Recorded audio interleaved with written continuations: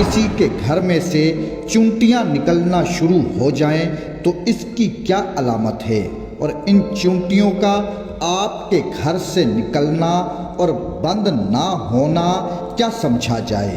اور جس گھر سے چونٹیاں بہت زیادہ تعداد سے نکلتی ہیں، یہ چونٹیاں بند ہونے کا نام ہی نہیں لیتی، تو وہ لوگ اس ویڈیو کو آخر تک ضرور دیکھیں۔ انشاءاللہ ان کے لیے اس ویڈیو میں بہت ساری ایسی معلومات ہے جو آپ نے پہلے نہیں سنی ہوں گی۔ چونٹی ایک چھوٹا سا کیڑا ہے جس کا تذکرہ قرآن پاک میں بھی آیا ہے، بلکہ اس چونٹی کے نام سے پوری سورہ اللہ پاک نے نازل فرمائی ہے، جسے سورہ نمل کہتے ہیں، اور نمل چونٹی کو کہا جاتا ہے۔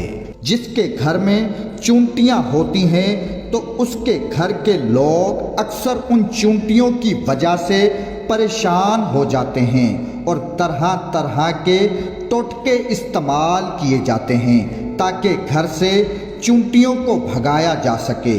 اور آج کی ہماری ویڈیو ان لوگوں کے لیے ہے جن کے گھر سے چونٹیاں نکلنا بند نہیں ہوتی، اور یہ حقیقت جاننے کے بعد جو آپ کو چونٹیوں کے ساتھ دشمنی ہے وہ بھی کم ہو جائے گی۔ اس حقیقت کو جاننے کے لیے ہم آپ کو حضرت سلیمان علیہ السلام اور ایک چونٹی کا واقعہ سناتے ہیں۔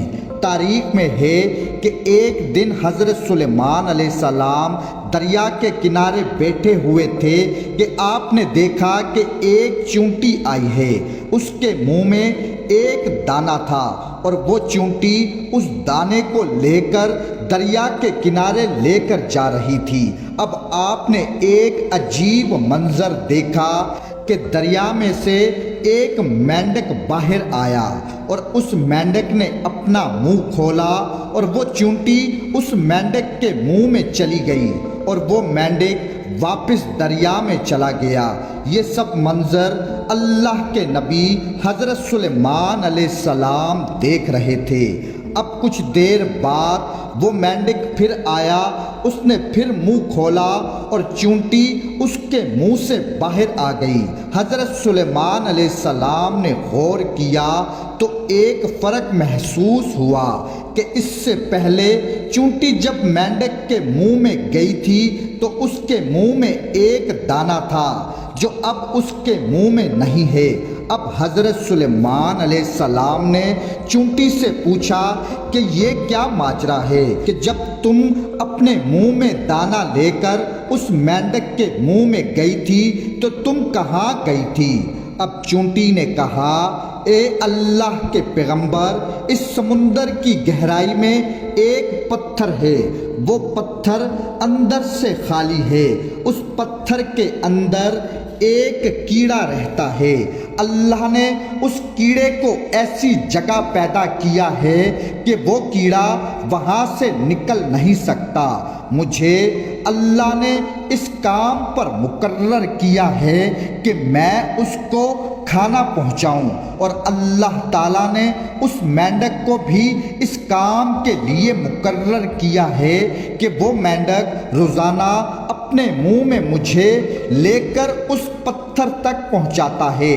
مینڈک اپنا منہ اس پتھر کے سوراخ پر رکھ دیتا ہے، میں اس کے منہ سے نکل کر اس کیڑے کے پاس جاتی ہوں، اور وہ دانہ جو میرے منہ میں ہوتا ہے وہ دانہ میں اس کے پاس رکھ دیتی ہوں، اور یوں وہ مینڈک مجھے اپنے منہ میں واپس لے آتا ہے۔ اب حضرت سلیمان علیہ السلام نے چونٹی سے فرمایا کہ جب تم اس کیڑے کے پاس اس کے لیے کھانا لے کر جاتی ہو تو وہ کیڑا کیا گفتگو کرتا ہے؟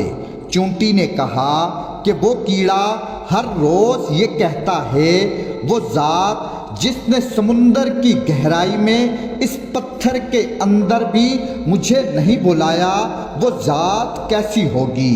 مومنین کرام، اب ہم آپ کو یہ بتائیں گے کہ مسلسل گھر سے چونٹیوں کا نکلنا کس بات کی علامت ہے۔ اہل دانش کے مطابق یہ ہے کہ جس گھر سے چونٹیوں کا نکلنا بند نہ ہو تو اس بات کی نشانی ہے کہ وہاں سے رزق کی فرمانی ہے، یعنی رزق کا آپ کے گھر آنا ہے۔ اور مومنین کرام، چونٹیوں کو بلا وجہ مارنا یہ بھی ایک ظلم ہے، کیونکہ یہ بھی اللہ تعالیٰ کی بنائی ہوئی مخلوق ہیں۔ اگر آپ کے گھر میں چونٹیاں بہت زیادہ ہیں اور آپ ان چونٹیوں کو ختم کرنا چاہتے ہیں تو ان کے لیے کوئی بھی زہریلا سپرے یا کیمیکل کا استعمال نہ کریں۔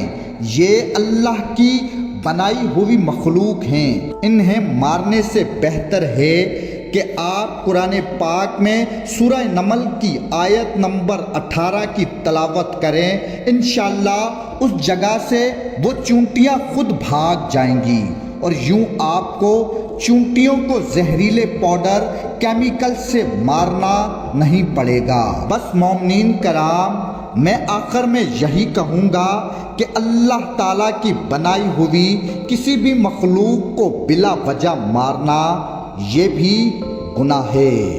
اللہم صلی علی محمد و آل محمد۔